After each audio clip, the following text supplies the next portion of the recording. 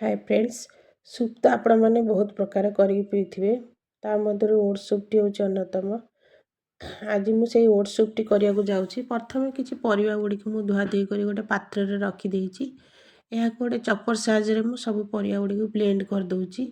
परिवा गुड़ी है फूलकोबी, गाजर, शिमला लंका, टमाटो, बीन्स।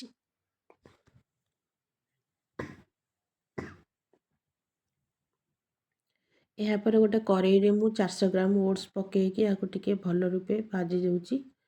भाजवा होगापर गोटे पात्र काढ़ा पर मु परिवा गुड़ी भल रूपे कड़ाई पकई दूची।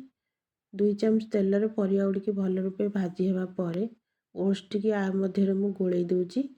यापर मु गोले होगापर मु 3 गिना पानी देकी भल रूपे घाटी दूची।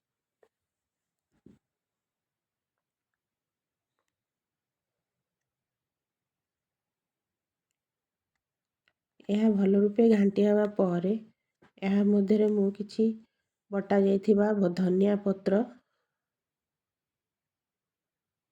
Oregano, chilli sauce, soya sauce, स्वाद अनुसार लूण,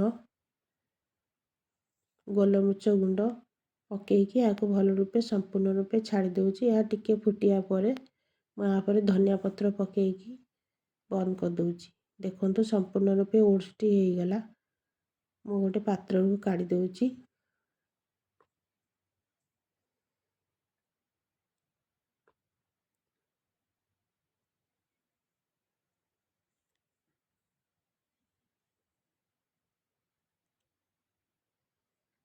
यापर किसी बटर आपण इच्छा अनुसार आप बटर चाहिए पकई पार ना स्किप करें। मत टे बटर पकईले भल लगे तेणु मुझे बटर पकईची। यापर किसी सेव यापर पकईकि मुझे गार्निश कर दूची। यहाँ देखा बहुत सुंदर लगे खाया टेस्ट लगे। आपण मानक ये सूप टी केमती लगे मत कमेंट बॉक्स रे जणातु आ निश्चय करिकी खातु ट्राए करंतु।